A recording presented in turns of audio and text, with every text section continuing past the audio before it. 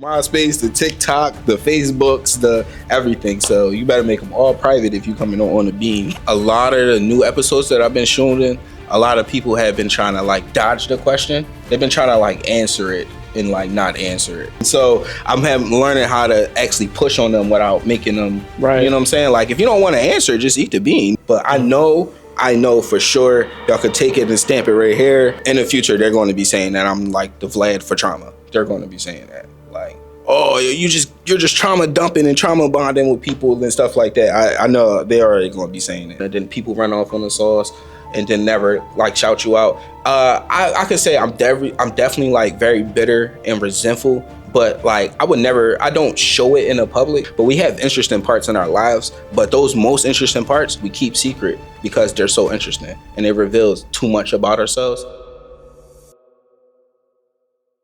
Hey, thanks for tuning in. I'm Jay. I'm Marie.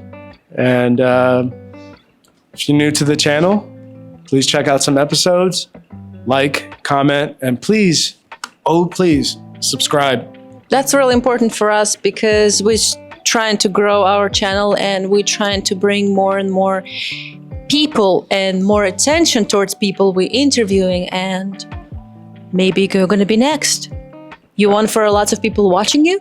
Subscribe. Absolutely. And hey, if you're interested, we do have an interest form in the description of the channel.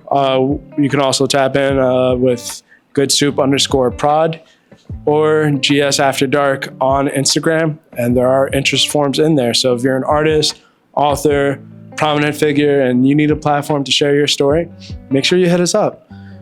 Also, if you're an artist or you're interested in artists in the underground scene, local artists, people you don't really see on those big platforms, but you feel like they deserve the chance to be on something like that, we are also working on our other channel that we want to take the time to shout out, the Recipe platform on all platforms. It's our show, The Recipe, where your favorite artist breaks down the lyrics and meanings behind their favorite song. They share the ingredients that makes it all hot and fresh and ready to serve.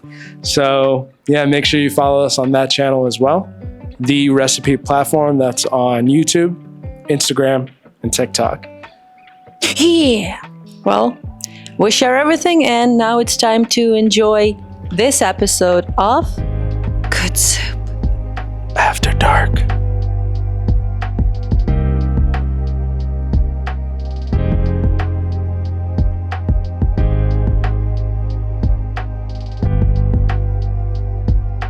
Welcome to another episode of Good Soup After Dark. I'm your host, Jay Gonzalez. We have Morihrihart behind the cameras on the ones and twos. And as per usual, we have another special guest. He's an entrepreneur, an artist, and an all-around swell guy. We have Diego here. How you doing tonight, man? Great. How you doing? Appreciate y'all for having me. Thanks for being on here, man. And before we get into it, that's your camera there. We just want to give you the chance to let people know who you are and like where they can find you. Well, basically, they call me Diego. Some people call me Plug. My full alias stage name is Diegomyplug. I'm the plug for entertainment, not drugs, so don't contact me for none of that. But besides that, yeah, you can find me at Diegomyplug, at Diegomyplug on Instagram. Yeah, tap into what we got going on. We got a lot of stuff. I'm the owner of FLX Space, so you can tap into that. It's FLX Space 215, the word space 215. And then, yeah, we got On the Beam platform. They was on there, so I definitely appreciate y'all for being on that platform. And that's just ONNA, Bean, BEAN, show, SHOW. Yeah, that's on Instagram, so. Awesome, man. And yeah, we could kind of get into that podcast first. That is a podcast, right? I don't know. This is a show. It's just some content. I just love content, so yeah. Gotcha. So where did you come up with the concept for it? Maybe explain it to the folks a little bit too. Well, basically, I just been dying to do some content. Since 2020, I've been doing a lot of content to kind of like promote the space. We had a lot of different stuff, a lot of different events, open mics, little things like that. Last year we was trying out something called Sacred, SCRD, with my friend Neptune.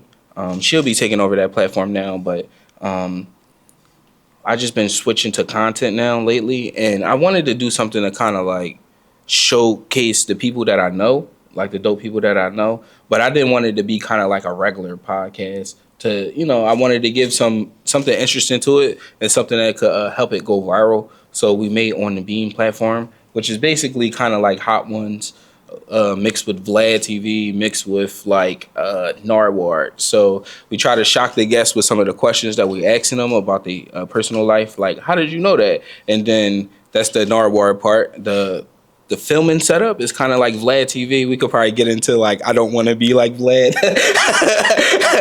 And then let's get that out first. Yeah. Definitely don't want to be like Vlad. And then it's just more so the setup. And then last part is the Hot Ones, and they get spicy questions at the end of each round, and they could either answer the spicy question or get a jelly bean. And the jelly bean is either nasty or good. So it's kind of like a game, but also at the same time, it's a very good platform to tell people stories. So that's the main reason. Yeah, and because that's when we first met. Like we started chatting online. Like I saw you put out the podcast, and like we signed up for it. What I liked about it, and maybe you could talk to this a little bit more, was that like for my episode, I kind of opened up about some stuff that I usually don't, like right. whether it was kind of like funny or whatever. But like I think overall, just kind of like, I don't know if it was like the jelly beans with the combination of your overall demeanor and the fact that you did your own research. But like what I felt I liked about it was that I kind of felt comfortable rather quickly. Yeah. So like I felt like okay to talk about, certain stuff. Right. And like, I mean, I didn't say anything crazy or incriminating, like hopefully. We're not Vlad. But was that like on your mind when you set this kind of platform up, and like what kind of like thought process did you actually put into that, like helping the guests feel comfortable? Well, I'm just a person that like no matter who I come in contact with, like I try to make them do better. So it's like they could be starting a podcast. I'm like, do this with your podcast. If they could be doing music, I'm like, shoot content. Like, so I'm always trying to genuinely help people, and I think it just showed through the platform. But that wasn't necessarily the intention. I've been researching it for a long time. So I guess by the time it actually came out, it was like my personality was connected to it because I was working on it so long. But the main thing was really just to go viral. That was kind of like the main the seed to it that was different from all the other content that I was making. It was just what element could be added to here to make it pick up traction faster than when it normally would. So the research is just normal thing. I like when I watch interviews, a lot of people just usually do like basic questions, and it's like it's cool, but you can see like the artist face or the person who's getting interviewed face is like very dull. And it's like they're just like giving like surface level answers, and it's like I want the deeper answer, like you know what I mean. And after studying psychology, studying sales and stuff like that, I learned that it's not what you saying, it's how you saying it. So like I could ask you like, how's your day? You might just say it's good. But if I say tell me about your day, you're more inclined to be like, oh, well, I missed my bus. I did. You see what I'm trying to say? So just from all of the research of trying to grow the FLX Space and also trying to make viral content, I think it just, all of those characteristics just showed. And it blended well. So like everybody that was on the platform said that they loved it. I feel like on my end, like as an interviewer, I feel like I'm prowling too much. Like, so I be wanting to like step back. But like at the end of every episode, people like, yo, that was so fun. I just feel like I'm like pressuring them too much. Like, you know what I mean? No, like, I mean, I think if it was just like a normal interview setting, maybe even like this one, like I mean, we have beans like in the kitchen, but I think like kind of the fact that you made it a fun atmosphere kind of relieves some of that pressure. Yeah. Okay. And I think that's something that I can pull from that. I'm not going to like start giving people jelly beans or like nasty food in general, but like just kind of like build that atmosphere. Yeah. It seems like you kind of put that in the forefront when it comes to the interview style. Yeah. Why jelly beans? I was running through a lot of different concepts. So basically, like, we was having like workshops. We still have them. I might end them though, but turn them into webinars. But we was having workshops, and people was coming through for their podcast, learning how to like start a podcast and make money off of it. And I would talk to like a couple people. Shout out to us, Sour Hearts.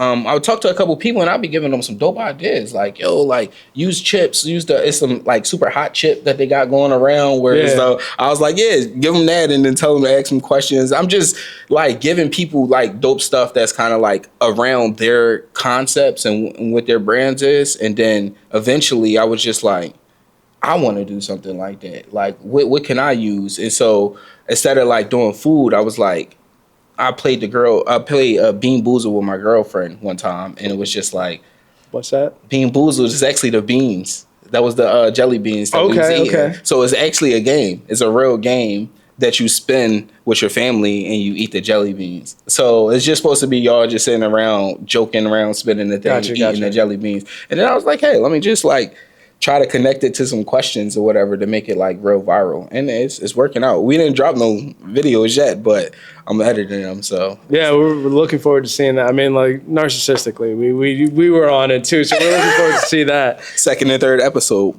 pay attention. Yeah, but it was no particular reason for the jelly beans. I think it was just something cool that people might want to do. I didn't want to, cook stuff and stuff like that. I could chef up some food, but I just felt like the jelly beans was like very simple. Just go to Five Below, buy them, ask people the questions, and then once they hear the flavors, that's kind of like part of the entertainment. At the risk of sounding out of touch, like on a bean, what does that actually mean? So the name, it has so many different names, like Spill the Beans, Keep It a Bean, True for Bean. Like it was a lot of different names. I feel like on a bean is a term that's like popularized in Philly, and it basically like it's like 0 to 100. It's kind of like based off of that. So like 100 is being like the max of a person. So if you're on a bean, then you're on 100%.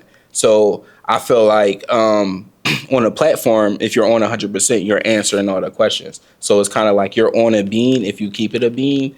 If that makes sense. It's Philly lingo, but it's really just telling the truth. Like, really. Like I said, at the risk of sounding out of touch, like I was trying to explain to Marie, because like I feel like I got the meaning plus the jelly bean. Yeah. But like it just essentially means you're being 100% honest, like being 100% real. Yeah. It might change the name, so that's just the start, you know? I don't know. I think it's a great name, and I think that's like a great way to like kind of capitalize on common lingo that's being used. Yeah. I wanted it to be Philly based, so that's why the first question is usually, are you from Philly? And then once it start growing, then we could start adding like different elements to it.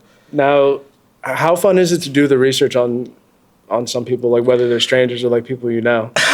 Like, and you could like, let me direct the question. Like, was it fun looking my stuff up or Marie's stuff up? It is super fun because, like I said, like I was saying to y'all earlier, it's weird and it's fun because it's like I learned stuff about y'all and I know that it's gonna mess y'all head up if I ask y'all like, wow, how did you know that? Like, how did you know that I did this in high school or something like that? Right. It's like, I know it's like Narwhal. Like, I really love his interviews where he just like meets celebrities and then he'll just hand them like a painting. Like, here, this is your favorite artist right here. And they're like, wow, like this is my favorite artist from when I was 13. Like, so I wanted that element, but it was just more so just like, I don't know, just keeping the fun up, So like when I'm doing the research, I feel like a stalker. You know what I'm saying? Until I start asking the questions. And then looking at their reactions, I could see like it's a little bit of confusion and a little bit of appreciation. Like, oh, like you actually did your research. And then there's also like, how much research did you do? Like, and then the interview kind of shift because now they start thinking I know more than I actually know. So it's fun, but it's fun learning, getting to know people and realizing how much we actually have of our personal life out there. So that's another thing. So now I know Narwhal kind of takes it like a step further, and he'll like start reaching out to people that he finds associated with them. Yeah, like the people he interviews, whether they're like people immediately in their circle or like even like from their past. Do you plan on going that route? Yes. Once I get the access and a budget and a team to do it, I would definitely do it because I just think it's the shock factor. Like if I just go on an interview platform and they say something I did when I was 7, I'm like, how did you even know that? Like, you understand what I'm trying to say? Like, forget answering a question. I'm trying to figure out, like, are you the feds? Like, what's going on? Right. So, yeah, I mean, I don't think you need so much of a budget. I mean, like, so, like, with what you research, like, if people put it out online and they're not behind, like, a private page, like, it's kind of free game, right? Yeah. Like, if their friends list is open, yeah, I'm just saying, Yeah, You might reach out to some friends. I'm with it though. I'm with it because as I'm been doing my research on like the new ones that I'm in shooting, some of them have block pages, so I'm gonna have to find a way to kind of like get the information about them. Find their MySpace. Yeah, that's what I said. I'll be looking at all of it: MySpace, the TikTok, the Facebooks, the everything. So you better make them all private if you coming on the beam, or just keep it open and make it fun. Yeah, make it fun for sure. I could remind you of some of your posts that you made from back in 2010. Right. Right. And the next part gonna be lady comes to you and just like, I start dating with this guy. Invite him. I want to know everything about him. Oh yeah, I'll become a PI, a private investigator. Services, yeah. I want to know in which question he gonna eat the bean. Yeah. Where were you last Friday? Eating all the beans. All the beans. But like, and I know you haven't put any videos out, and like, you don't have to spoil anything, but have you, like, other than eating a bean, have you met like any type of resistance or like? Well, what I noticed, like, is that a lot of the new episodes that I've been shooting, a lot of people have been trying to like dodge the question.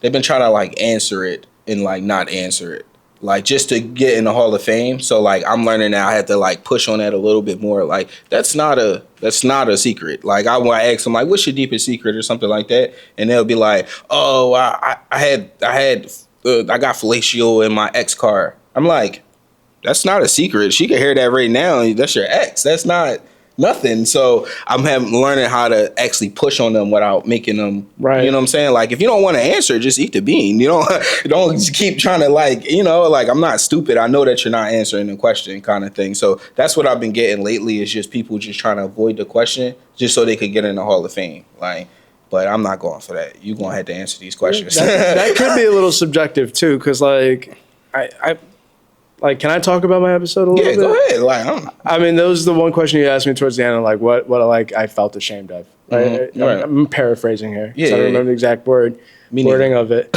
And like I told you what it was, and like it kind of felt like you thought it wasn't, but like to me that was like, I didn't even like tell anybody about this, and now I'm talking about this, and I might have touched on it like with a few people, or even like kind of briefly mentioned like, oh, I'm starting a new job. Yeah.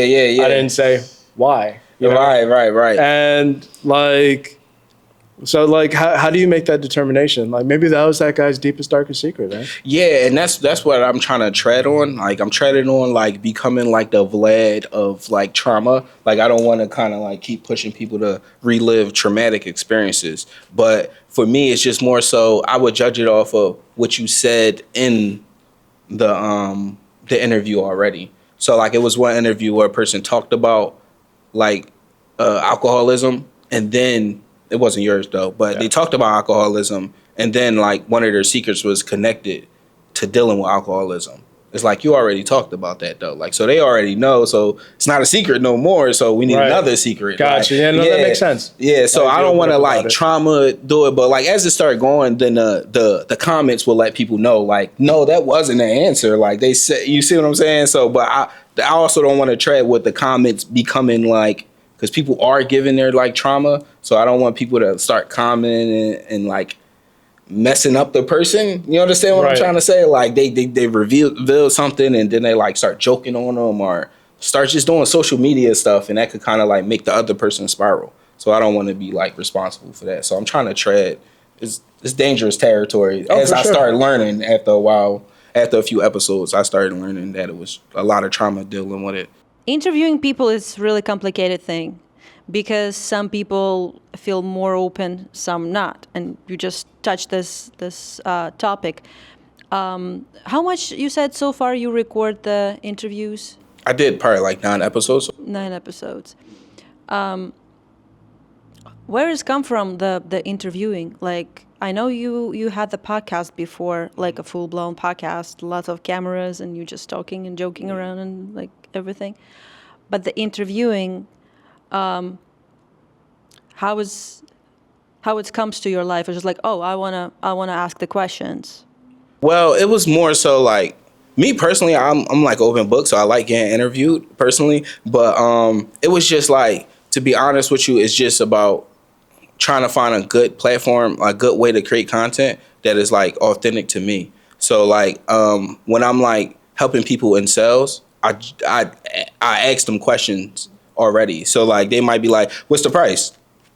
I ask questions. I don't give them an answer. So it kind of like the sales person in me that kind of like really trying to figure out why are you here? Because the person will walk in and be like, I just want to know what you do here. No, you don't. You already know what we do here. That's why you're here. So why are you really here? So I think that's kind of like trickling into like the interview space to where it's like, I want the real answer. Like, you know what I mean? Like, I want you to tell your real story. I don't want you to tell the Instagram version of your story where all the highlights, you just talk about all of the high moments and every time you was popping champagne. I want to know about them times that you was crying too, because it could help the person that's also growing. So like, I'm always trying to like help somebody. So I feel like an interview could help that other person that I don't even know that's similar to your story. You know what I mean? So I'm trying to get you to talk to that younger version of yourself. Like even at the end, I started to do that, say like, what's your message to your younger self? And you're not talking to your younger self because you're older. You're talking to that younger version of you that's trying to aspire to become what you becoming. So, and they can only get there from knowing the truth. They can't get there from just learning all of the hype and glitz and glamours because they just think, oh, I'm just supposed to get all these cameras. Well, how do you afford the cameras if you want to start doing content? It's things that you have to do and the struggles that you have to go through to get all of that. So I just want to reveal that story. And I feel like that's the better story all the time. It's like the real pain. Like I believe interviews, we kind of in the same wave with you. When we create our interviews, we want to show younger people who just start, who just want to do something, see some kind of a level they trying to achieve, and they can hear the story. It's like, oh, I have here like complicated situation, their complicated situation. Sometimes it's luck, sometimes it's a lot of work. You know, and how you can learn, like you can listen, like, I don't know, like Beyonce, Jay-Z, how they talking about how they became famous and rich, but they already on that point that like it's not only just the work, it's a lots of luck, a lots of connections, and we're trying to talk with the people who just like a little bit step above of this like really high level when they achieve something, but they not like flying in the skies and just like, oh, everything is butterflies, you just need to believe in yourself. No, you need to work hard, you need to do this and this, and then you're gonna have this. And right now I'm in this position, but I plan to do this and this to go higher. I really like this idea, and I believe we're kind of like in the same wave. But you have your show more fun, more about like, tell me your secret, explain how it's, because I have questions that also I really liked that you asked me, because it was a question and then what consequences do you have? And I'm like, yeah, it's kind of like, if you do this, if you like, for example, lie, you're gonna have a consequences, right? And how you deal with that. And I really like that. Yeah, I believe the show gonna be a big. Yeah, I appreciate that, and I think your show is good too. Like, your show is phenomenal. I'm trying to go viral, so it's like that's where the beans come into play. But like I said, I like the authentic stories. Like, so you spoke of like Jay-Z. A lot of people don't know that Jay-Z actually shot his brother over a gold chain. I thought it was allegedly. Allegedly. Allegedly. I'm just saying. He rapped about it, so I listened to him. So he tells his story, parts of it. Mm-hmm. But you never seen an interview where he sat down and broke down what happened. You just got to listen to his raps to kind of like get that. And that's the kind of mask that I'm trying to take off. It's like, let people hear that story, because you never know. You could probably stop somebody from shooting their brother. They could probably hear you say like, I did it and I was wrong and I felt wrong about it. So if they in that same situation and feeling that same emotion, they might hear your voice and stop from doing it. Whereas though, because your brother lived, his brother might die through this situation. So you understand what I'm trying to say? So, but just to keep it on a positive note, it's like, that's a story that could help somebody get through a dark time. And he never told that story. Mm-hmm. And he would never probably tell that story. Not at this. Yeah. Like, I mean, we don't need to go there, right? Yeah. Allegedly. trying to protect the sanctity of this programming, sir. He rapped it though, like gun burning, rain shed the jazz house. He tells it to you. Like No, I shot know. my brother and ran off in the night like it was not my brother. So he raps about it. So he's an open book. He just don't do interviews. I believe like for a content, because music is a kind of a content to make you a popular in some circles and then you grow and grow. You can sometimes a little bit of lie, you know, just like say something that people like, wow, that's interesting, and not give the interview, and then people start to assume and talk about that. So it's a strategy. I believe it's a strategy. It could be a strategy. Off topic, but not, it just kind of popped in my head. Just like talking about rap music in general. And I'm always interested in like hearing people's like take on this. And I know that a lot of people do have different takes on it. How do you feel about rap songs being like, for example, that like, God forbid he ever goes on trial for that, right? Mm-hmm. Like, how do you feel about like the court system using music to try to implicate somebody in doing something? I would say like, I don't knock them, but it also still like, you don't take actors to court for like playing Equalizer, or like you don't take or Godfather Parts 1 and 2. Yeah, they do some crazy stuff in those movies. You ain't taking them to trial for those. So I don't think that it could be taken to trial and actually used in trial. But I'm okay with them bringing it up because rap is like very big on authenticity. So if you're saying it, like, there's gotta be something. Yeah, it gotta be something. And it's like, you said it. Like, you know what I'm saying? So like, if you said it and it could be connected to something, you shouldn't have said it. You know what I mean? Like, a lot of these guys, they go up on a podcast and they just start talking about their crimes. They get on their songs. They start talking about their crimes. There's like literal whole podcasts. Yeah. Like their crime genre, not true crime, but like, yeah, back in the day, me and Johnny Big Sacks or whatever, you know, like allegedly. Yeah, allegedly. Like, if it's past the statute of limitations, that's good. But a lot of these guys, they do it and then they go straight into the booth and rap about it. Like, you're stupid. You should go to jail for that. I'm just me personally. Like, you know what I mean? Like, people who have partaken in that kind of stuff, are you hoping to avoid that kind of line of question? Like, maybe you ask an innocent question and then they start kind of going into something that's like, ooh, I don't want to be a part of this. Have you ever like thought about that, and how would you handle it? Well, mainly the people who I pick. That's a good question.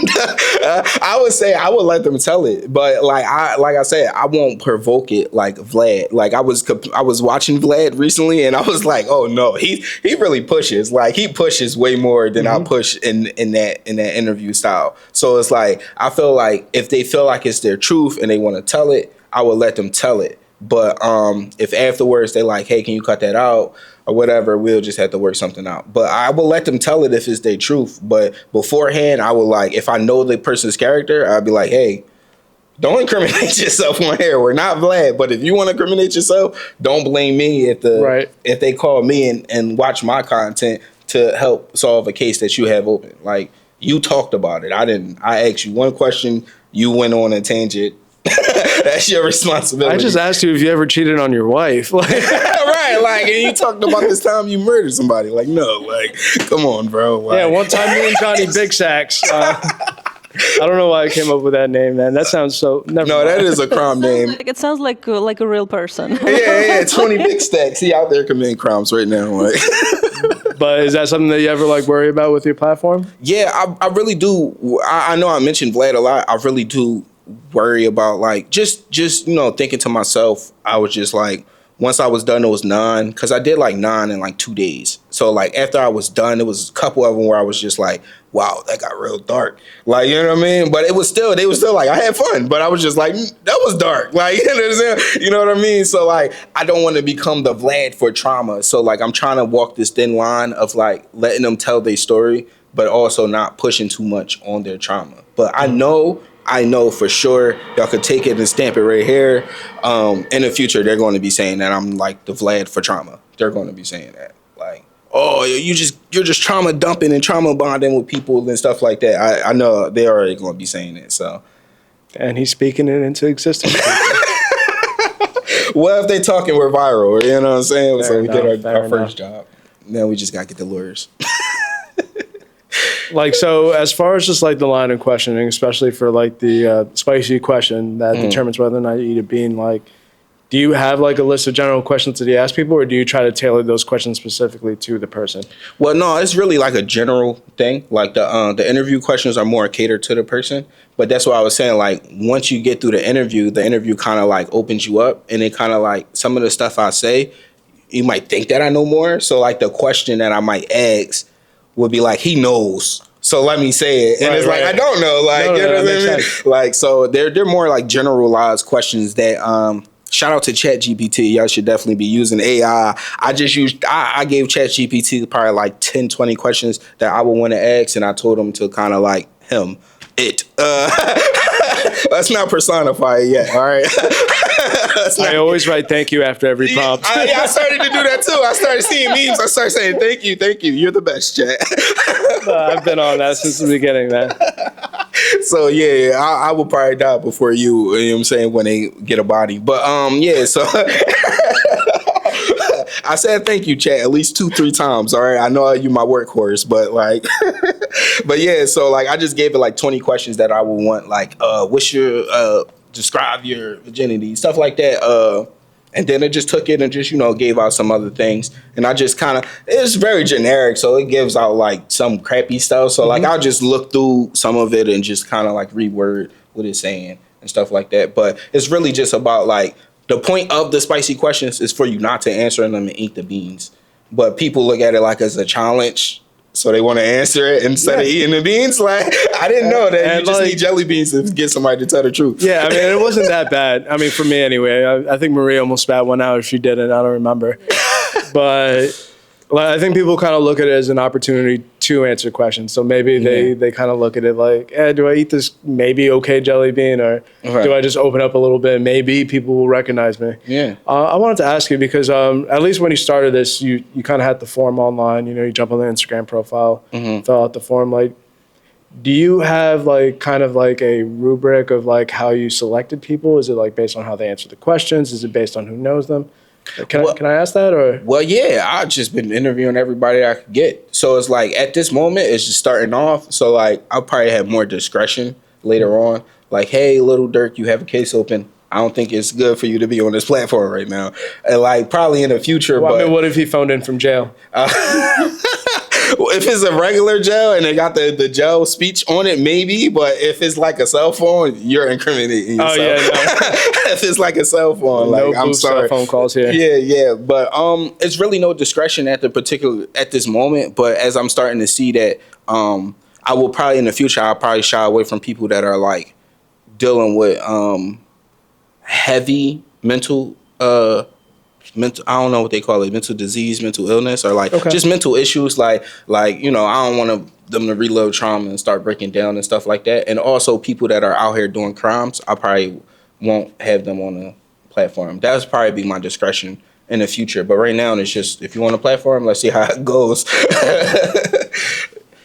No, that's interesting because, like, I mean, I don't know how many people would necessarily admit that, hey, I'm a mentally ill criminal. you should have me on. Yeah, right. A really dark path. Right. We'll see, though. Like, that's the only thing I can say. I have a question. Do you have, like, really boring people that you look through and just, like, nothing interesting? They just, like Instagram, like flowers and dog and nothing else? Well, I feel like even if it was, it still says something about them. Like I'm a very like psychological person and also like sociology. So I like how the mind thinks, and then also how it thinks in groups. So it's just like, even with like, if they just had flowers, that says something about their character, and I could know how to make a question and kind of like bring out why they like flowers. It's a reason. And usually like the captions, the hashtags, when they post it, stuff like that, the type of flowers, that all says something about somebody. But you got to look a little deeper, and that's why I like doing the research of it, because it's like you could tell that I really took my time out. It wasn't just me just looking at pictures and just captions. You could tell I was really trying to put together a profile and come up with questions that you will find interesting. So it's like, what are you trying to hide? Right? Yeah, well, kinda. That's kind of what it is, but it's really just more so like, why don't you want to tell your story? And that's what I really think that the platform is. It's like a lot of people they have, like, we're not interesting people. Like, we couldn't make a blockbuster just off of our life story. But, like, humans love stories. And if you was to tell some of your stories, yeah, that could probably be a scene in a blockbuster movie. It probably can't be a whole blockbuster movie. But we have interesting parts in our lives. But those most interesting parts, we keep secret because they're so interesting. And it reveals too much about ourselves. And I feel like some people don't like to be vulnerable. But then they post everything on social media. So it's like, it don't make sense. You see what I'm saying? Right, so. yeah. No. And I guess that kind of goes into, like, kind of the next thing. Like, right now, I mean, I've seen some of the content you've done, and you do a lot of stuff for, like, FLX Space, being in front of the camera. I guess, like, what I want to ask is, like, you have this space, you've had these other spaces in the past, and, like, your objective is always to, like, kind of help people, and, like, you have, like, these free nights, these workshops. Yeah. You know what I mean? Like, you're really trying to, like, push other people to be better. Yeah. I guess my question is, like, what the fuck are you hiding? What am I hiding? Well, what I'm hiding is, like, why am I actually doing it? You know what I mean? Like, the reason why I'm actually doing it is for a personal reason. Like, you know what I mean? Like, it's to grow what I'm trying to do, but in the same sense, it helps you. So it's kind of like I don't know how to explain it. It's kind of like the labels giving you money to kind of like do your art, but they it's a reason why they're giving you the money, because they know that the art going to sell, and there's a reason why you take the money, because you know you need it to make the art. So it's kind of like a unspoken agreement, like, well, I know it's benefiting you, but I'm not sure, but I know you're benefiting me. And I know that most people, we just from psychology, most people think about themselves. So it's like, I like to create situations so where as though you think about yourself more than you think about why I'm doing it. So you could get what you want, and then I get what I want because it's already set up. Without you really thinking about it. Yeah, without the person thinking about it. So it never seems like I'm trying to, like, forcefully take something, whereas though most people might do that. Like a salesperson, like I had a salesperson call me, like, it was one of my friends too. They just called me and they try to, like, slide it in, like, yeah, I seen you doing an On the Beam platform and da-da-da-da. And then they just start selling to me, and they were just talking to me for like 15 minutes. And then when I was like, I got to do something, it's like, no, like, if you don't want to buy it, then it's like, people don't like salespeople. So it's like, the beauty of sales is conversation. So you could get people to reveal things or to tell things or to get them to do what you want just from conversation. And they might notice it, they might not notice it, but it's more transparent than just trying to be like, force it on you and just talk about features or stuff like that. It's like, what is your genuine problem? Like, why do you want to come to the space? What do you need? Do you need an editor? Do you need videographer? Why do you want to start a podcast? These are the questions I would ask. And when they answer them, I know, like, okay, you could use this space, and that helps, that benefits me. So by the time they enter the conversation, they want to use the space, and I wanted them to use the space. So I get what I want, but I really help them more than they helping me, because I'm just getting like a transactional thing. Like, you know what I'm saying? I might get some money, but that money could be gone. But the knowledge I give them, they could go on for forever. They don't need me after I give them the knowledge, basically. And that happened to me a lot of times where I just gave the knowledge to people, and they would never shout me out in an interview. And I know who y'all are, because y'all never shout me out. That would be enough to make someone better, though, no? What, like, as far as like, if you help kind of put people on, or like gave them the knowledge, and then all of a sudden, like, they were looking at you for knowledge and help, and then now they're here and they're like, Diego, like, from Dora? Yeah. You know what I mean? Right. Has that like specific? You don't have to like name names or nothing, but I'm kind of more interested in like the feeling of it. Like, have you ever been in that position where you like really help kind of set someone straight or put them on, and they take off and you just like never hear from them again? Yeah, it hurts, because my brother was the first person that showed me how to do that. Well, he was the first person that was going through that. He was just, giving people the sauce that they call it now, and then people run off on the sauce and then never like shout you out. I could say I'm definitely like very bitter and resentful, but like I don't show it in the public. It's more like a private thing that I deal with myself. Like, I talk to myself. Like, I know a lot of people like don't like that, but like I be in spaces that are big, and I just be me. So I would just talk to myself. So I ration with myself, and I try to kind of like come to grips with what's going on. So by the end of the conversation with myself, I don't resent them. I see how I could benefit from it, and then I just move forward from it. But it's like, if they ever was to kind of like try to play with me, quote unquote, I got all the information. I could come out and I got the receipts and I could let everybody know. And then you can get on Club Shay Shay. Yeah, Club Shay Shay or Clubhouse, yeah, and reveal it all. And you know what I mean? Reveal all y'all dirty laundry that y'all told me, you know, but I would never reveal that. Yeah, no. I mean, no, we don't have to say that like you're blackmailing anyone, of course, like, but like, how do you safeguard yourself like against having those feelings? Is it just having those conversations with yourself? Is there something you do in your business practice, like specifically? Well, no, it's really no coping mechanism. The most is just me just talking to myself, because like, you know, a lot of people, they quick to point out what they do good for people. And I'm a person that kind of like, you know, when I'm talking to myself, I'm like, man, what did I do? What did I do to make them think like that? What did I do to make them like resent me in this way? So once I get done with all my stuff, I'm like, damn, I feel like I did worse. Like, you understand what I'm saying? I feel like I did them bad. And so it's just kind of like confirms to me that like, okay, it was a fair situation more so than like I beat myself up basically before I go try to attack them. Gotcha. Because I feel like it's a, you know, it takes two to mingle. So it's like, you know, I can only get mad if I let you get me mad, if that makes sense. Like, you know what I mean? So I know these are deep responses. I'm sorry. So my favorite thing on here is like people are like, oh, that was too deep or that was too long. I make the story short. It's like, no, this is a long form podcast. You can get into it as much as you want to. Cool. Thank you. Save space. I just think sometimes we talk about this topic that if you give some information, some insights, talking about how to be successful, like help people, and they not answer with the respect or like talking about like, oh, I learned this from there. One teacher once tell me the really interesting thing that I was like a teenager, and I said like, teacher is not like grateful, not you don't have enough thank you for this job. Like why you pick this job. Right. Like you don't feel appreciated. Right. Not financially, not from kids that you like teach. Like why you do this.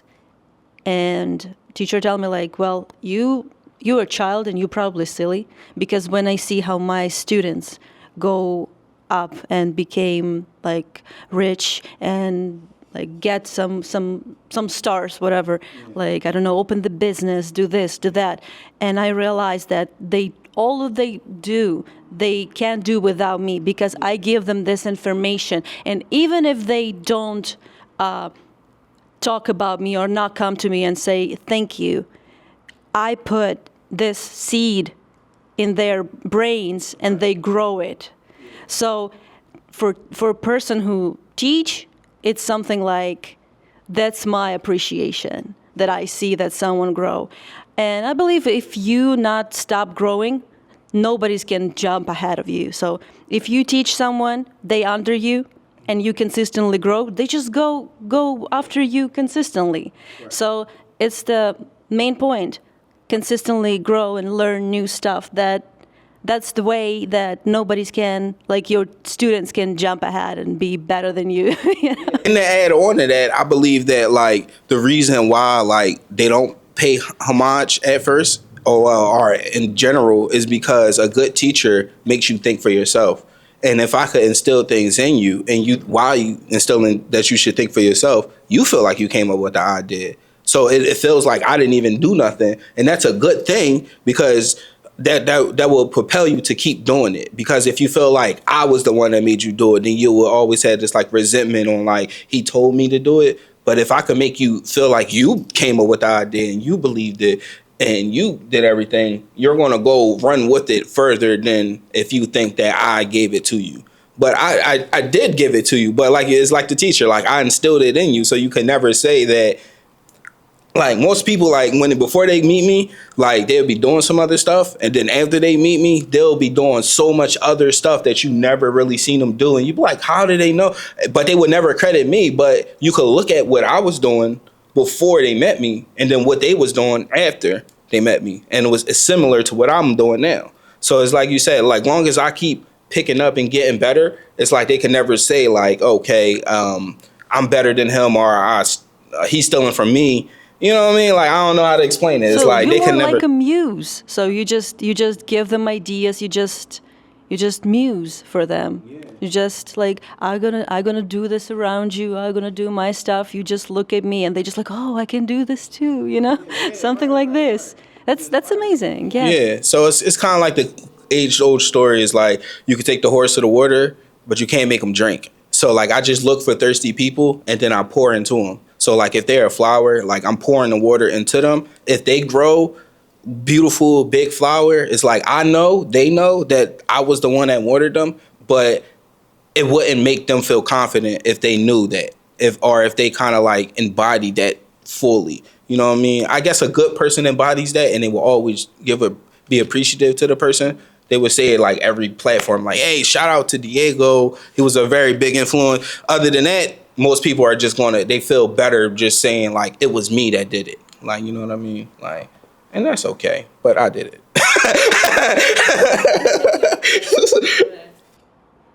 You want to touch a little bit of the music because, how I understand, it's a big part of your life.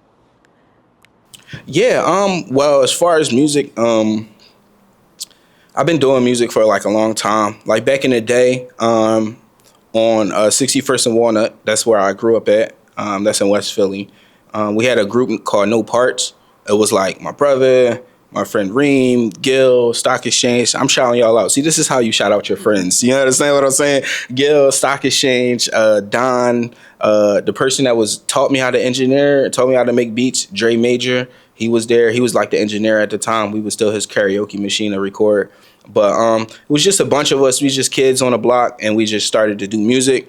And then eventually, everybody, of course, died out from doing music. Not too many people did music. But in 2010, my friend Gil, he had gave me like a cracked version of FL Studios. And then I just got that, and it was just, because I used to love playing games. So once I got FL Studio, it was like a game. It was like, and I gamify life a lot. Like, if you could hear it in my language, but it's just like, once I got it, I turned it into a game. So it was about beating it, and beating it was making a good song. Mm-hmm. So I just locked in, and that's how we ended up here. Because once I made the beats, people wanted to rap off of them. So I had to get a microphone. I had to learn how to record. Once we recorded it, we got to learn how to make it sound good. So then that's where the mixing come into play. And then we got to learn how to release it. And that's where the business stuff come into play. So just doing that for 15 years, it made me I actually don't like the music industry no more. Like, it's actually a dying industry. I'm sorry for y'all artists out there. I'm sorry. Y'all will realize what I'm talking about in 10 years. But it's a dying industry. It's basically already done.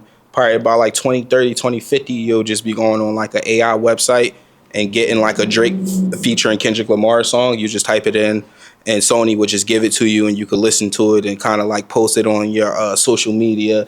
Y'all gonna see it. It's inevitable. It's gonna happen. But yeah, that's how I got into music, and it's a big part of what I do. But I've been doing business before music, so business always kind of like prevails, if that makes sense. Like, yeah, I noticed that, like, kind of going off the AI bit, like you brought up like earlier, you use ChatGPT. Mm-hmm. And now you're saying, like, even with the music industry, like, it's just going to be like an AI thing. Like, hey, like, give me like a Drake type song where he raps about jelly beans, right? Yeah. How do you feel about that? Like, how it's going in that direction, and is it even worth combating? And if so, how? I don't think it's worth combating, because the people that got the money, people with money, they know how to make us like things. So like, if I told you the concept of Uber in 1980s, you would told me that I'm insane. Like, okay, so listen, you're gonna go on your phone, right? You're gonna pay your money through this app. It's connected to your bank account. We're just gonna take the money out. We're not gonna be like, what's an app? Yeah, right. We're just gonna take the money out. Yeah, what's a phone, right? So we're gonna take it out your bank account, and then we're gonna send a stranger, completely, a person you never met, to come pick you up. You're gonna have to get in a car. You don't know how they car ride, and you're gonna trust them to drop you off right in front of your house.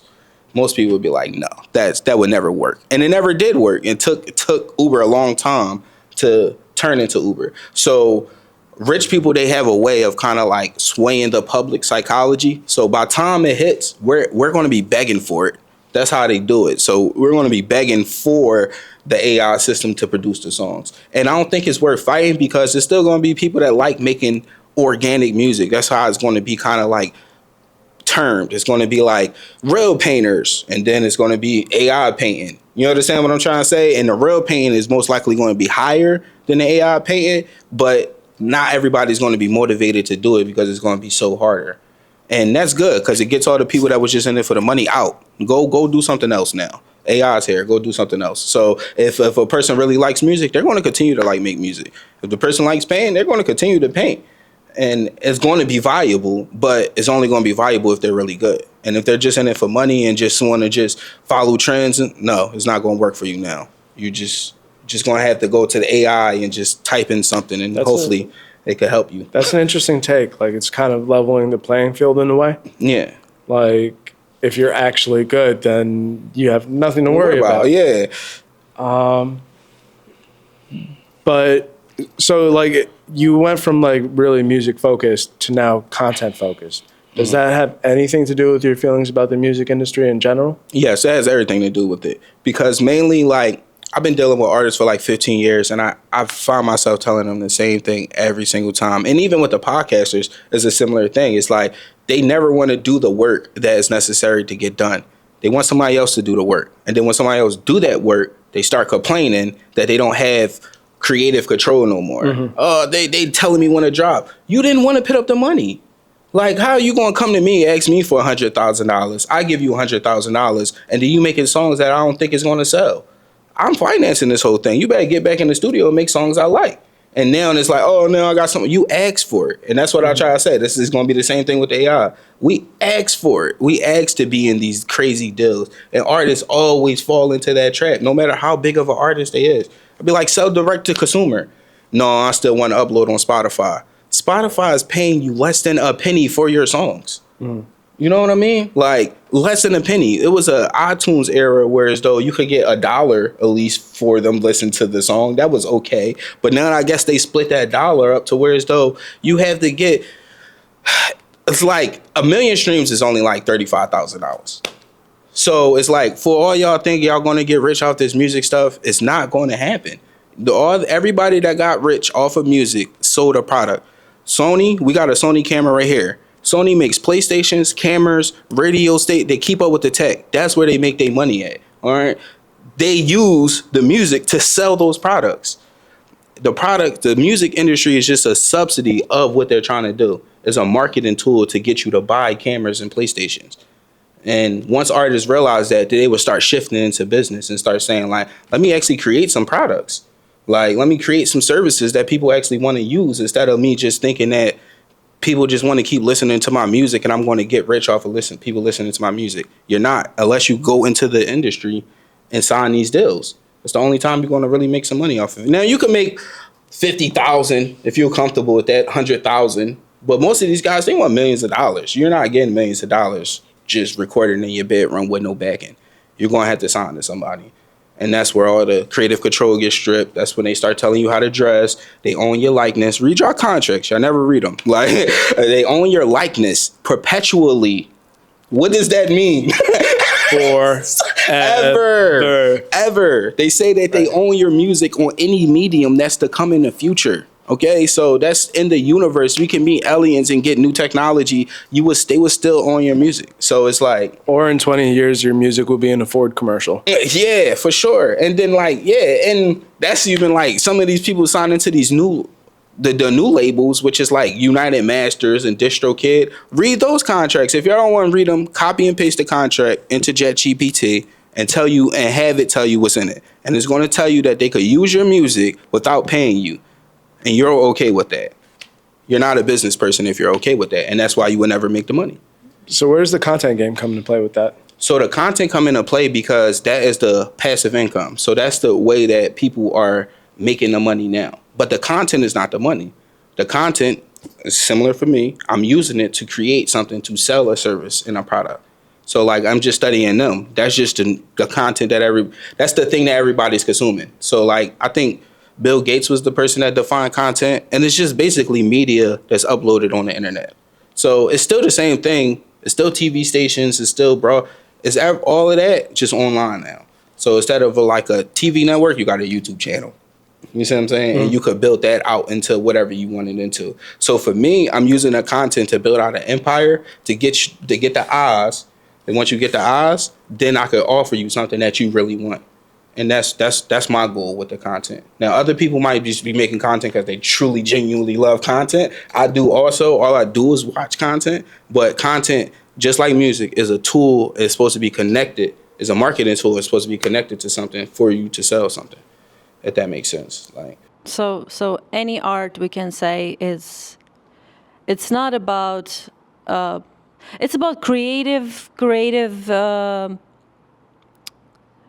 people who create the art, who do all of this, but all of this is just for selling something. Selling something is like music to selling like some products. Pictures, like designs, to selling some products. Art to selling art. So you have this business mind, which helps you to see the picture a little bit more further away, because like I'm an artist. I don't have any idea how to sell my art, and nobody's teach me. And I continue to talk about this all the time. They teach us how to draw, how to like anatomy, how to do all the colors, everything, but not teach us how to sell that art in the end. So you know how to create, and you just have the everything, and you just look at this and like, what I need to do next. I have like I don't have extra space for all my art. What I must to do with that? Do you have some kind of like education in the business, or are you just business minded like from beginning? well, I've been doing business since probably like 9 years old. Like, it was something called like the 100-book challenge. I don't know if y'all had that. But it was like a Scholastics was doing some stuff where so you read books, but they used to give away the books. I used to get the free books, and sell them. So it was always like a business model cranking up in my head. And then I eventually start selling water ice to my neighborhood, stuff like that. So it's like, I always been business minded. And because of that, and then also like being interested in like physics and psychology, I was able to get like the science behind everything. So it's kind of like the best of both worlds, because like I'm hella creative, so like I love creating, but like you were saying, it's like I got all these songs. It's like what to do with them. It's like I always found myself in a position where it's like, what is the real point of why I'm doing what I'm doing? Like, I'm making these beats, I'm uploading them, I'm doing everything everybody's saying. But yeah, so I'm uploading the music, and I'm like, why is nobody buying it? And that's when I really started getting into the real business stuff. And you start learning stuff like Leonardo da Vinci, great artist, great inventor, sponsored by a king. All the painters, sponsored by people with money. So they was really like the king's like creative side, and the king was kind of like using them to create artwork to kind of like appease them and to appease the people. But it's like after everybody perish, then it's like, oh, well, this is worth millions of dollars. It's like, that's not how I expected art to be. I expected it to be worth millions of dollars while I'm alive. Why do I have to perish for it to actually start to get value? And that's when I started to realize like, oh, it's kind of like a Ponzi scheme that nobody's really kind of like want to tell it because the gig will be up. I'm just a truthful person because it's not going to affect me. Like, I know how to give you the things that you want, so you're still going to have to come to me. You see what I'm trying to say? Like, so if that makes sense, like, I know it's real convoluted or whatever, but No. I mean, it does make sense because like a king would hire on an artist like Leonardo da Vinci or like scientists like Galileo, and then they would be the ones that are associated with that discovery. They'll be the ones that are associated with that piece of work. Right. Like the Louvre isn't like whoever created it is King Louis, whichever one. Yeah, so many. But like it's associated with the king that was reigning at the time. Yeah. It's not associated with the artists who made it, or the architects who built it. Yeah. So like, I mean, in a sense, that does make sense. Yeah. And then later on, it's like you talk about the artist, and it's like, well, dude, guys, I was here like 300, 400 years. Yeah, right. Now my stuff is I'm long gone already. Now y'all selling it for bazillions of dollars and stuff like that. It's like, why couldn't I make that money while I was here? Like, and is that kind of your objective, to help people try to figure out how to make the money, or is it good enough to find a king or a benefactor that is willing to, maybe not like an actual king? well, it's the Kings is different now. Right. You know what I'm saying? But I would say it is, but you gotta understand that it's a partnership. You're entering a partnership. So it's good if you know your business, then you could talk to them on a business level. But most Like if you sit down with an artist and a business person starts saying it's certain terms that we use, like it's like second nature to us. And if they like, what's that? We know that we got them already. And it's like the dark side of it, but it's kind of like you could kind of like as the king in that situation, you could either use that to your advantage or you could use it to their disadvantage. Like, so it's like, because you'll sit down with them and you'll be like, okay, so what are your profit margins? They'll be like, what's profit margins? It's like, oh, so you never even, do you have any KPIs? What's a KPI? It's a key performance indicator. So how are you measuring that you're growing with your music? And then it's like, oh, I got followers. That's it? So let me look at your other things. Then you start looking at the other ones like, oh, this person got 50,000 followers. And then you look at the YouTube is like, you're getting 1,000 views. So you don't know how to transfer them from Instagram to the YouTube? It's like, no. So now you want me to figure all that out for you, right? And once I figure that out, how much money am I supposed to give you? So you're not paying them no money. And I got to help you get the money.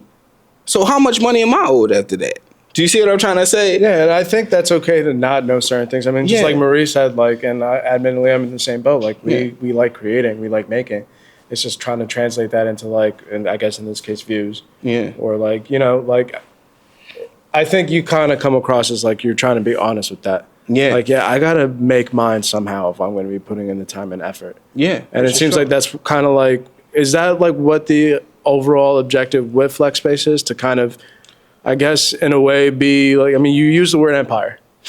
A lot, for sure. You did use it. So, like, are you trying to create that empire that you reap the benefits of, like, helping these artists? Yeah, for sure. I do want to create an empire, but more so, like, as the years grow on, I just want to create a personal brand and a brand and another brand that could kind of, like, exceed me, that don't need me be connected to it. I do like helping artists in general, so it's like I always will want them to see them do good, but I be trying to make them into something that they're not. So like I try to make them into a boss, into an entrepreneur, to somebody like Jay-Z or somebody like I don't want to use Diddy name, but yeah, like somebody like Oprah, somebody like that came from where they came from, but they learned the skills to kind of like excel. It's just, it takes too much sometimes. And some people feel like they're compromising their like morals and values to do stuff. But it's like, so like they'll be like, oh, I don't want to make this type of music because it's going against my values, right? But then they'll buy an iPhone that was made by a child, right? It's like, when do you draw the line at? It's like in business, so many different parts are made from different things. The cobalt comes from kids in Africa. They're in the mines digging it up. The phones are coming from kids in Asia. So, but you'll use the iPhone, but then not want to make content because you think Instagram's the devil. It's like, it's not making sense. It's kind of like they confuse their self because they try to create this like a superficial moral system that is kind of like to their detriment. It's like, stop thinking about the moral so much and just think about where you want to take it and how you're going to help people along the way. Because if you could make it, but it's just like, you got to understand that you have to make things that people want. People don't buy things that they don't want. You don't go to the grocery store and it's just like, here's a bag of poop. Now, if you go to a gardener's store, you might see it because it's manure. You understand what I'm trying to say? But it's like, we don't want poop. It don't matter how much you could brand it. This is Kellogg's poop. Like, this is Apple poop. Like, this is the eye poop. Like, you understand what I'm trying to say? Some people might buy it, but it's like, for the most part, it's like, you kind of want to like make something good. But on top of that, just learn how to sell to people. And business is just literally just solving a solution, providing a solution to a problem. So most people don't look at their music like that. They don't look at their art like that. Like, what am I solving for somebody? And the more you look at it like that, the more you just become a business person, and everything else that I'm saying to start making sense. Because it's like, it's just all part of the game. Like, and it's not evil. It's not evil. It's not evil at all. You could do evil things with it though. Like, you know what I'm saying? Great responsibility comes great power. Well, great power comes great responsibility. Yeah. Or whatever they said. Right. Whatever. Talking about this, and I thinking about Balenciaga, how they make all the rich and famous people wearing really weird clothes. Yeah, they ran the whole campaign. That was crazy. I think they just laughing, just like, look, we make this really billionaires wearing like tape dresses and like a Dorito bag purses. Yeah, Dorito bag. It's a bag of chips. It's like $3,000. Just fold it Yeah, I up. was just like, just look at them. They pay us for it. That's amazing. You're talking about business, and I like that. And I don't want to stop you, but I want to add. My mom worked in a business, and she once told me the interesting thing that if you create something, if you do something, it's not a business. It's a craft. If you don't do anything, but you create everything behind you and everything work for you, you just have like some kind of profit from it. That's the business. And when you have the business, then you can focus on the craft. And it's amazing because right now we do the craft. We crafty, we create. And one moment when we're going to be on some level, we can just say, now I build the all the steps, what it must be, all the plan. I give it to other people. They're going to do this. And I'm going to take the profit. It can be a money, it can be a fame, it can be anything. So it works that way of like you can be just a face. But just because you create all of this behind you, it works without you. It's just a smart thing that I want to share with you guys. Yeah. That's definitely dope. Yeah, I think for us at Good Soup, we're definitely in like that creation phase, like trying to figure out how to create stuff. Like we want to be like a real business, we want to be big kids here, right? Right, Marie? Yeah, right. I see it, to be honest, though. But go ahead, though. Like, y'all definitely gonna be there. That's the hope, man. And I mean, like, I actually spoke about this in the first episode. You guys should go watch it. But like at least like for me, like my dream is to try to figure out how to like make programming sort of like this, kind of like longer form, whether it's like an interview or like a talk show. And not only do I want to be able to do it for myself, and like I'm starting to really like being in front of the camera and talking, but I also want to like figure out how to like do it for other people and build like an actual network. Yeah, like I'm using Roger Ailes for example. I mean, however you feel about Fox News and like all of his like political fuckery, but just the fact that he took like his experience from like working in Broadway, like working on other television programs, working with politicians, and like trying to build like build a network. Yeah, and like a lot of that stuff is based on, seemingly like his personal taste and stuff. And I kind of want to be in that position. I don't want to like have a news network. Yeah, or maybe I do. I'm saying that's basically what you're going to be though. But go ahead. I mean, but like that's kind of, at least for me, that's kind of like I don't want to use this as an excuse. Like I don't get so caught up in the business of like trying to make money off of this right now because I want to be able to make something good and I want to be able to replicate it. Yeah. But like just trying to figure out those next logical steps is where I'm stuck at. You seem to have some faith in what we do. I mean, you're here. Yeah, you sat down with us. First off, we really appreciate you. For sure, I would love to be on again too. Absolutely, man. I'll get the beans. I'm gonna bleep out the brand name, by the way, because they're not paying us. So it's just beans. But like just kind of like, what would be the next logical step? Like, have you been in this position? Is this kind of the position you're in with FLX Space and like the other, like you're trying to make like a network? Yeah. So I'm definitely trying to make a network. I tried a bunch of stuff. So like the secret stuff. My homie Neptune's going to be taking over that. That was something that we tried. We had More Than You Can Handle podcast. It was like a comedy podcast. I gave that to, well, I didn't give it to it. They already had it. I was kind of like backing them, whatever. So I'm always trying to start the network situation because that's basically what it is. When they called it a YouTube channel, they knew what they was doing. It's a channel. So I look at it like we're no different from ABC, NBC, and stuff like that. We just don't have the funding for it. And I feel like focusing on creating a good art, that's good. I don't feel like that's a good thing because that's your main product right now. So it's like, make sure that that's good. But once it's repeatable, that's where the business comes into play. Like, how do we get it out to people? How do we market it? Do we need a Twitter? Do we need the Instagram? Do we need TikTok? Do we run ads or do we go outside? Do we go, you understand what I'm saying? And it's all different for every business, but just look at it like, what is Good Soup? What is the problem Good Soup is solving? And that's what kind of like open up the business world. Once you figure out what your actual solution is, you can start building processes, because that's all business is. It's just processes and stuff like that. Like, just do X, Y. Like, if you ever we all worked for companies. Like, companies train you, and then they give you a process, and then you just go out and do that process. And that's literally what business is. It's just so many different, so many different departments, the marketing department, the sales department, the accounting department, and stuff like that. And as y'all doing it by yourself, y'all got to handle all of that. And that's where it could become overwhelming. And that's why we might hit up somebody to be like, help us. Like, you understand what I'm trying to say? Right. But that person is like, yes, I got you.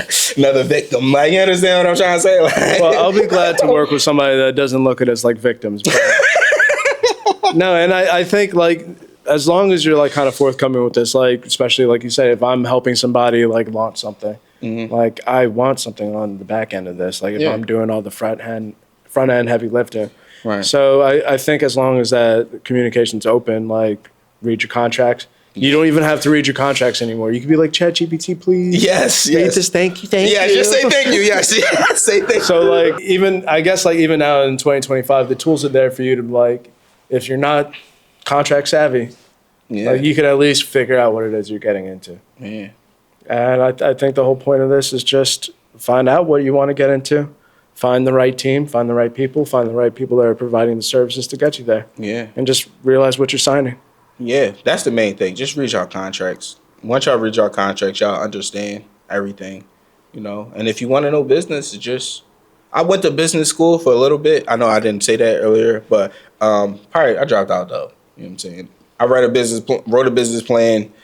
The professor, who was the CEO, looked at it and was like, "This is amazing." I said, "Why the fuck am I here? Like, why am I here? This is my first semester and I'm already doing good." But yeah, so it's just learning the skills, and most of it is just crunching numbers. It's just systems and numbers. So it's not that complex. It's daunting to consistently do it because you got to do it day in and a day out. I got to constantly contact people. I got to constantly make content to draw in new people. Once those people come in, I got to have the systems to kind of like filter them and see who's good and who's not, and then nourish them to actually buy something. So this whole process could be like, I could be dealing with somebody for probably like a year or two before they actually decide to come to FLX Space just for a tour. But it's just like, and people don't like that. So it's like, they want instant gratification. They want to drop the song and go viral tomorrow, next week, they're super famous and rich. And it's like, that's how it works. Exactly how it works, yeah. Well, listen, man, we really appreciate you jumping on the platform and just kind of like sharing the space with us, opening up, kind of sharing your mind. But before we get going, just want to give you the camera again, let people know where to find you and what to look out for, man. Okay, well, you can follow my personal page at Diegomyplug, DIEGOMYPLUG. That's where you want my personal stuff. You can see my witty side. You could learn more about me. But if you just wanted to tap into the business, follow FLX, the word space 215. That's FLX Space. That's where we're going to showcase all our content. You could come look out our space. We do music. We just focus on music and podcasting. So if you're a musical artist, tap in. If you're a podcaster, tap in. And like I was saying earlier, I'm a person that pours into somebody. So as soon as you come to me, I'm pouring into you. You understand what I'm trying to say? Of course, I want something out of it. But for the most part, I just want you to kind of like patronize the business. And in return, you could get information on how to build your empire out. You feel me? And if you want to, we just launched a interview platform on the Bean. If you want to be part of that, go to the On the Bean page. It's ONNA, the word Bean, then the word show, and just click the link in the bio. It's a simple Google form. Just fill it out. We're gonna bring you on. But beware that it is intense. You know, you're gonna have fun, but it's intense. And if you're not answering the questions, I'm definitely pushing on you. You know. And be on the lookout for episodes. So. Yes, for sure. A bunch of episodes. Y'all episode 2 and 3. So definitely look out for the Good Soup episodes. You feel me? They fire. I think I had fun doing those. So thank you. Well, again, thank you for hopping on. Picture time? Yeah, picture time. I also want to add a little bit behind the scene. Do you want to share that you, on a new episode, the second episode of Law and Order? What? Okay. What? Yo, how did that slip though through this whole conversation? Oh, yeah, so Marie, I guess, well, we'll talk about this real quick. So last year, Marie we're not shouting out the business. No. The show, Law and Order. Law and Order, Organized Crime. It's the Stabler spinoff. Oh wow! Yeah, I'll show you on the big screen. But no, Marie found like a background actor kind of service out in New York City, and we signed up. We went to New York, did some paperwork, and then I think a month or two later, they hit me up to be on an episode of background actor on Law and Order Organized Crime. The next month, they hit me up to be on an episode of Power of Book of Canaan. I was just watching that. But so that one is on Book of Canaan's season that hasn't aired yet. Yeah. I don't think I'm saying too much. I'm not. And then Law and Order, the episode just came out this past Thursday, the day after my birthday. Already aired. Yeah, I showed Marie. I told them 33 minutes and 10 seconds, the second episode, season 5. But yeah, I'm just in the background, just pretending to be drunk. It's great. But yeah, no, that was and honestly, that's kind of I guess it put a fire under my ass, about trying to do my own productions. Yeah. Cause I got really lucky, cause sometimes you'll be a background actor on some bullshit. That's what people tell me, and they're like, "This is your first one, on Law and Order, right. On a big network." Yeah, usually so Tubi or something like that. Yeah, so you just seeing kind of the back workings, and I was more interested in the directors and the camera people and what they're doing and setting up the set. Yeah, I was more interested in that. I didn't really care if I mean, don't get me wrong, I'm stoked that I'm actually on TV. But just kind of seeing the inner workings of it and how they talk to each other, and I'm prior military, so they're using military lingo on the walkie-talkies. I'm that's cool as shit. So yeah, and then I would stand behind the directors while they're watching the monitor. I'm 20 feet back, and I'm just I'm not on his shoulder what the fuck are you, kid? But I'm just watching them and just how organized it was. Yeah. So just being what's that? Organized. As organized as the crime they're portraying. Yeah. A lot of lights. I can tell you that. Well, the first set was all outdoors. Oh well, so your natural light. And the second set was the power set was inside of a studio, Lionsgate off. I think that's in Yonkers, New York. Yonkers, okay. Yeah, it's in Yonkers. They have a huge, Lionsgate has a huge studio out there. Yeah, that's dope. The Hollywood of the Hudson, they call it. Oh. But yeah, no, those are really cool. And then being on Power, another big show with a big network. We'll wait for that. Yeah, we'll see that. I'm going to be crazy watching it with my girlfriend and be like, yo, I know him. Yeah, you see that blurry guy with the long hair? But shit, because that's how it was. My friend was on BMF. Okay. Yeah, so I was just chilling one day, and then I was like, "Yo, that's Fel. Look, it's Fel. He already told me he was gonna be on it, but it's cool. I know famous people now. Hey, I'm pretty much a cop. Yeah, me and Chris Maloney are best friends. I still 40 feet away from him, but we're pretty much buds. Nice guy in real life, it seems like, but I mean, you might be if you're on a set. Yeah, in front of a bunch of people. But no, it was a really cool experience, and then just kind of, I said, I hate to sound all I needed was the experience, but kind of seeing that I actually made the cut, in 2 separate parts. Right. It's a huge payoff. Congratulations! Yes, thank you, man. Thank you. Shout out Marie too. You know what I'm saying? She a plug, bro. Marie, my plug. Marie the plug. Make the new Instagram page. But yeah, I guess I should have mentioned that. Yeah, for sure. But okay, picture time for real. All right.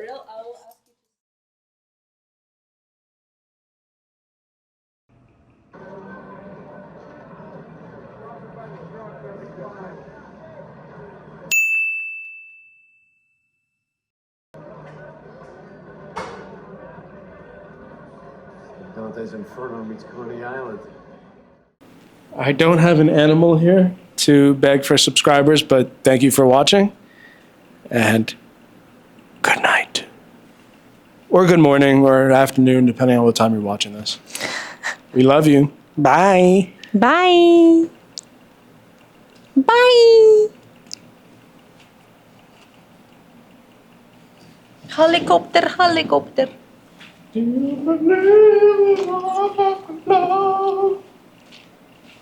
No.